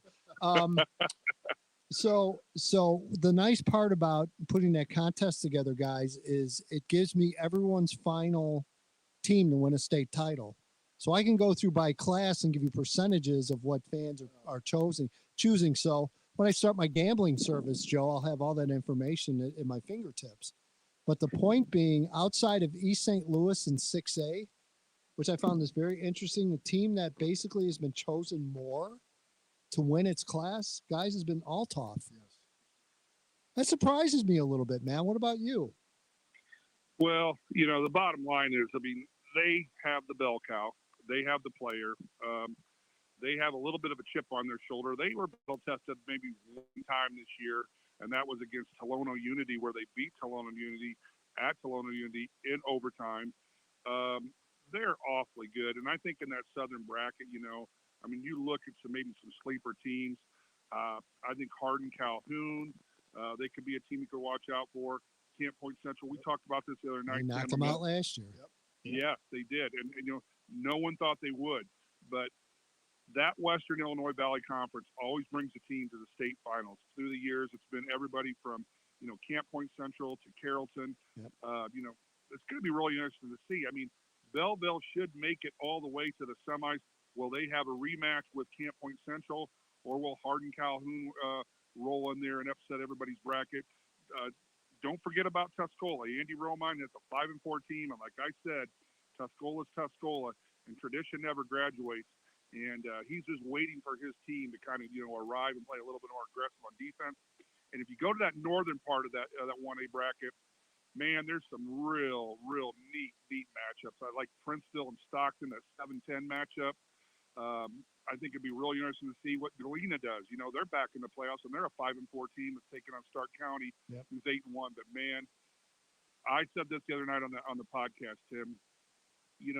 That 1A bracket in the semifinals, if you could have Leroy in the semifinals against Lena Winslow, and in the southern bracket have Belleville against Camp Point Central, that is pay-per-view television. Wait a minute, wrestling boy. I got to stop you here for a second, okay? There's this program. There's this program called Lena Winslow. I know. Why are we talking? Why is no one talking about Lena Winslow all of a sudden? Did they fall off the face of the earth? Well, here's the thing. I think everybody was kind of still in a shock last year of how that 1A championship unfolded. Yeah. It was kind of a weird thing. Lena kind of stuck to their guns. They didn't attempt to pass, and they got beat, but they didn't play real good, and they were right there at the end. And I think people were just kind of dumbfounded by it a little bit. And for some reason this year, well, they're 9-0 for the 27th time in a row, but they had some tough games. Mm-hmm. They had some tough games in UIC. Games are a little bit tougher against Stockton, against UPEC, and people just kind of, I'm not saying they're getting kind of tired of talking about Lena, but they're trying to anticipate the fall. Yeah, we kind of take them for granted, but I can guarantee you, if Lena Winslow is in that in that semifinal match against Leroy, that will be just a great atmosphere. Because if you've ever been to Leroy, wow, you're right on top of the action. Yeah, no doubt about it. Should be a lot of fun. There's absolutely no doubt. As far as and obviously 4A, we touch on 4A a little bit, and we'll touch on it now. One of the things I want to bring up to you, we were talking earlier about the seeding process. Yeah, sure. How we're seeding records. And you look at number 1 seed Chicago Sullivan in 4A. Matt, they're not the number 1 team in 4A. They might not be even ranked high enough to be in this field, honestly. And again, it's none of their fault. They went 9-0. They beat everyone on their schedule. Now, whether it's strong enough or not, do you ever think we will come to a point where we see some type of power ranking or some type of system to kind of balance some of this stuff out? We briefly touched on it, and I think it's something that we briefly touched on it last night. We are now watching college football expand into the 16. And now we're 12. Right now we're 12, and now we're 12 and we got the committee and it's what we want. And there's still going to be people that are unhappy. I think we're going to get a committee. I think that's going to come to fruition someday. And I think we'll have 1 through 32 in all of our classes. And hopefully we have something that fixes this, because guys, you talked about this, and I don't want to make fun of anybody, but I mean, come on. We know who's going to win some of these matchups in 4A. Okay. Yep. And it just is what it is. And I hope it gets fixed. Talking about 4A, I will just tell you this. I think an incredible Richmond Burton against St. Louis. Yeah, no doubt. No doubt. You are correct. You talk about aggressive football. And whoever wins that game will take on the winner of West Chicago and Sandwich. And I tell you what, right now, that's a second-round game that I would pay money to go see, because I think that'd be good football. Yeah, Wheaton Academy, who's you're talking about, they're very, very good. I've been high on them all year. I was impressed with them, Joe, last year. Saw them in the playoffs and said, "Hey, man, this is a team to watch. They're definitely going to be tough." But yeah, it's something. And again, you know my hard fast rule. I can complain about the playoff system until the playoffs start, and then I stop. Then the focus is strictly on the teams in the playoffs. But no, it's going to be fun, and that's what, when we get into our podcast next week, it gets a little bit more intense and a little bit more focused, and it's iron sharp, and iron sharpens iron, and it's going to be fun, and it's this is all about the kids. And like I said, I rolled off about 50 names last night of head coaches. I haven't even gotten into the players that we've had over the last 50 years. No doubt. And we've had some really good players. We got good players right now, and I think we're going to have a great playoff. No doubt. All right, my friend. Great to have you. Great to talk to you. Great talking to you. You bet, guys. Can't wait. And let me know when you need me back on. And I'm going to work on that banner. I'm going to make it bigger. Well, happy New Year, pal. Happy New Year. Okay. Yep. Okay, guys. Thanks again. All right. Matt Lang joining us, the one and only. And Joe, he talks the talk. He walks the walk. Great guy. No doubt about it. Great guy. Yeah, it's been a lot of fun. It's been fun to see that podcast kind of come together.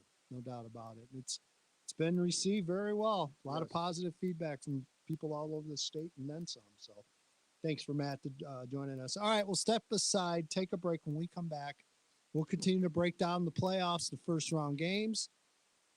We'll have a little bit of open phone line as well to wrap up the show. So you're listening to the round one edition of Pigskin Preview here on 1340 WJOL, Will County's News, Talk Sports. Accumulation, preservation, generation. At Busey Bank, these are the principles we use to build meaningful financial partnerships with our clients and their families. With sound advice and vast resources, partner with Busey for a personalized approach to your legacy. Busey Bank, building business, growing wealth since 1868. Proud to be the official bank of the Fighting Illini. Member FDIC.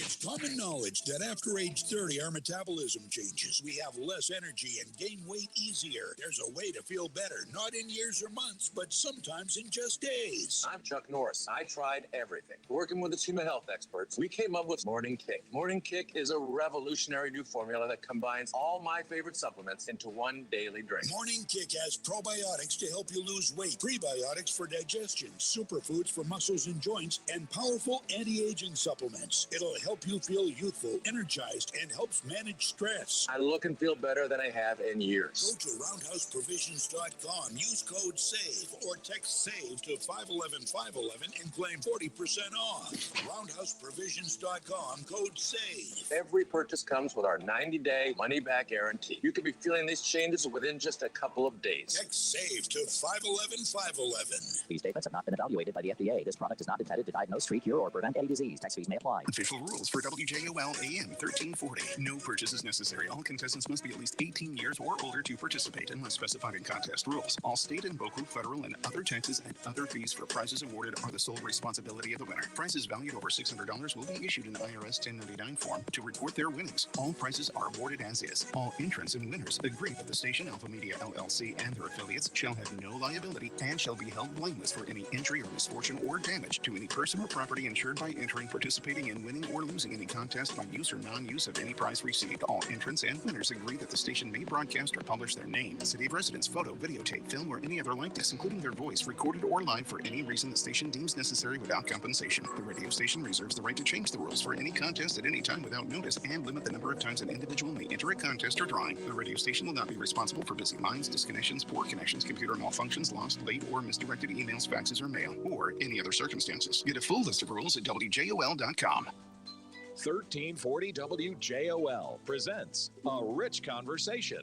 with Rich Reddick. No politics, no controversy. Just the lively art of conversation about interesting people in our world. My mom goes, "Hey, would you like to go on an interview and maybe do a movie?" Dan Castellana based Krusty the Clown on Bob Bell. He said, I did a show one time at San Quentin. I said, yeah, I know it. I said, I was sitting in the front row. They flew me down to Nashville to talk about it, and I got the job. When Robert Wise decided to cast Christopher Plummer, who had dark hair. I'm hitchhiking to the Comedy Store every day, begging to work for free. That was the beginnings, really, of hosted horror movies. So we started with St. Paul Saints, broke every attendance record. In my newest book, Fans First, the subtitles Change the Game, Break the Rules. Join me for A Rich Conversation, Tuesday mornings from 9:30 to 10, right here at 1340 WJOL and WJOL.com.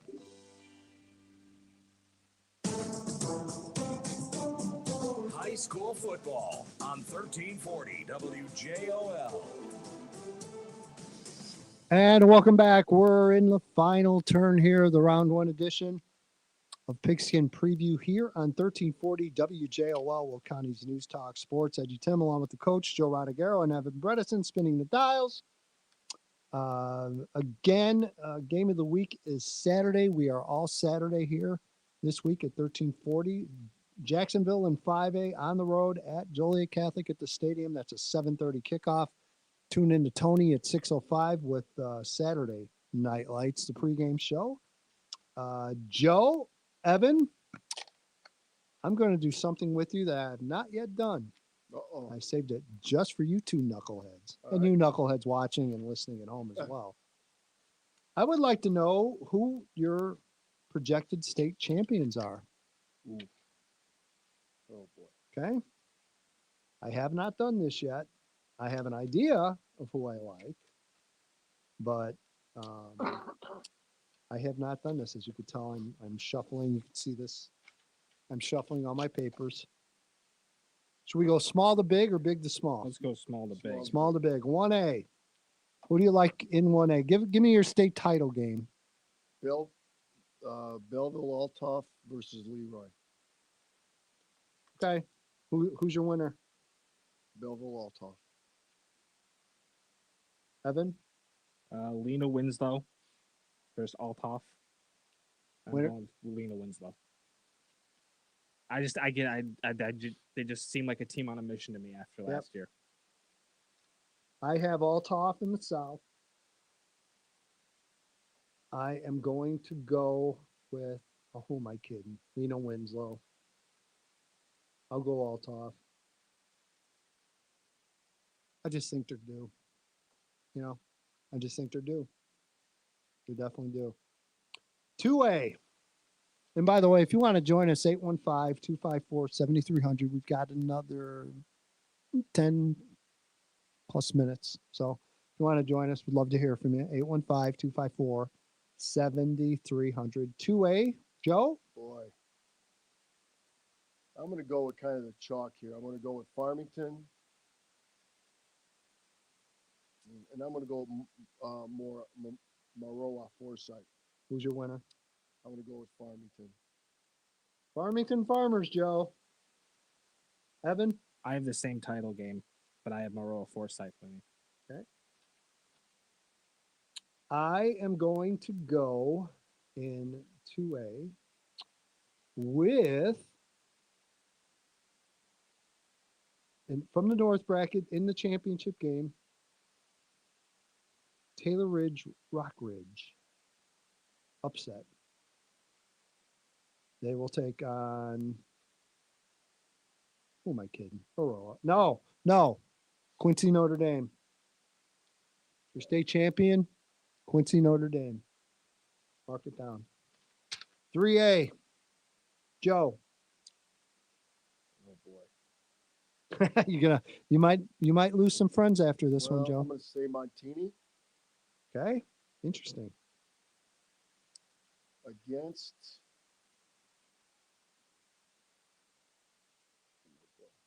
Let me think for a second here, real quick. Yeah, it's kind of a crapshoot in the South. Evan, I'm going to go Williamsville. who's your winner? I'm going to go with Montini. Evan, I'm going Wilmington, St. Joe, Ogden. nice. I'd love to see that. I'm taking the Wilmington. Wildcats. I think this could be the year. Big Bad Byron's always been in the way, and this may be the year that the Big Bad Byron might not be there to get in their way. Yeah, well, I don't agree. Byron will take on. I hate to be chalky, but I'm going to be Williamsville. Byron, your 3A champion. Sorry, Jeff. You're still getting the blow-up statue. Yes. 4A, Joe. Let's see. Hold on. Dixon It's interesting. against Rochester. Okay. Winner? Rochester. I know. They're too damn good in state title games. They are. Evan? Yeah. That north part is really tough. I'm looking at Rockford Boylan right now, and I'm No. no, No. not one of those years. No. Don't take them. Hmm. I mean, they'll beat South Shore, but after that, I think Coal City can get them. I'll go with Richmond Burton Okay. in the north, and in the south, I'll go with Breese Central. Winner? I'll go with Breese. I am very tempted here to go with DePaul Prep. I was going to ask Matt about them. Why would you ask him? I saw him live this year. know, that was gonna I think say- I can help you out a little, I was Joe. going to say that. Joe, would be we're my friends. sleeper. Yeah, we are. We're friends. We are. I'm more than I've happy. talked to you about the. I helped Evan with Boylan. Don't take him. Evan, don't throw your money away. North bracket. Damn you, Joe. You took my team. I'm going Dixon in the north. I was really impressed with them. And I will go with in the south. I will go at Rochester, and I'm going to take Rochester because I don't care what kind of problems are going on in Rochester. There's still a really good football team, and he's still a really good coach. He is. As long as he's allowed to coach, which every indication he will be, they'll be okay. So, 5A. Joe, Nazareth versus Joliet Catholic, round 3. winner? I know, I have to ask. I'm going to go with the Hilltoppers. Shocker. Evan? Homer. Well, Homer Simpson. That's okay. No. I mean, it seems easy to take Naz, but I'm looking at some of these other teams in the north bracket. Naz just lost to St. Francis. You see that number 5 seed Prairie Ridge, and I know the way they play, especially in the playoffs. Injury issues. Injury Be leery. issues. You know what? I'm going to say Sycamore versus Joliet Catholic. It's interesting. Winner, JCA? Yeah. I am going to go. I was very tempted by Prairie Ridge after seeing them this year. But they were healthy when I saw them. Now they're not so healthy. But if that quarterback comes back that was playing during the year, very, very cloudy up there whether he's going to be available or not. If he's available, they're a different team. And I could see that happening. But I'm old school. I'm going with Naz in the north. Evan shirking at me, giving me a dirty look. Oh boy, that south is interesting. The heck, I'll go at Morgan Park against Naz. Naz wins. 6A. Joe? Cary Grove against East St. Louis. Well, look at you. And I think East St. Louis is going to get them this time. Evan? I'm going with the same, but I'm sticking with Cary Grove. Come on, get a pair, will you? Step out. Take an upset. I just feel like those are I the don't two blame teams you. that are gonna make it out. I don't see I don't- anything on the road there that makes me think Yeah. differently. Yeah. See, I like the fact that Geneva and Libertyville can put up points, but That's I true. don't know if they can stop anybody. I don't know if they can stop that Cary Grove, and I don't know how many touches they're going to get if Cary Grove's really rolling. And what's the weather going to be like? Right. So all those factors, I'm with you with Cary Grove. It's hard because I do really like Libertyville and I really do like Geneva. They're both really good teams, but later in the year, yeah, that's not great. East St. Louis is just going to roll. Although I will say, Kankakee could make things a little interesting there in the semi. Yep. But I'm going with Joe because Joe knows best. Yeah. Cary Grove, East St. Louis. I'll take East St. Louis. 7A. Joe. Evan. I'll go Batavia versus Mount Carmel. Winner. Mount Carmel. Joe. Boy, it's a big if that quarterback is ready. I'm going Downers Grove North. Excuse me. Well, he did play last week. Okay. Against St. Rita. Winner. Excuse me. I meant Mount Carmel. Sorry. Mount Carmel. I'm going to go with Mount Carmel. Okay. Outside of Lincoln Way Central, I like no one at the top of that bracket at all. That very top 8 teams. It's not a good bracket. If I'm Dave Woodburn, I was doing cartwheels when that came out. Yep. Be interesting if it all goes out them versus again. I think that first round matchup against Wheaton Louisville South would be a little tougher than people think. That's why I'm going Friday. That's why I'm going tomorrow night. Yep. I think that could be a good game. Batavia at Lincoln Way West would be an interesting round 2 game. I hope that's a Friday next week. That'd make it interesting. Yeah, you know what? Downers Grove North I will go with, but I will preface this. Brother Rice scares the bejesus out of me in that part of the bracket. Because I think Brother Rice is one of those teams defensively they can hang with Downers North. I don't know if Brother Rice can get enough points offensively to beat them, but they could make things very interesting. That's why I'm real leery about it. But I do like Downers North. And Joe, if I can place this bet 24 hours from now after I see him for a half, I'd feel even better. But I will go with that in the North bracket. In the South, you got to go with the Caravan just from the fact that, that second round matchup with St. Charles North could be really good. And the last time these two played, St. Charles North upset them and went on to the state title game. But this time that game's at Mount Carmel.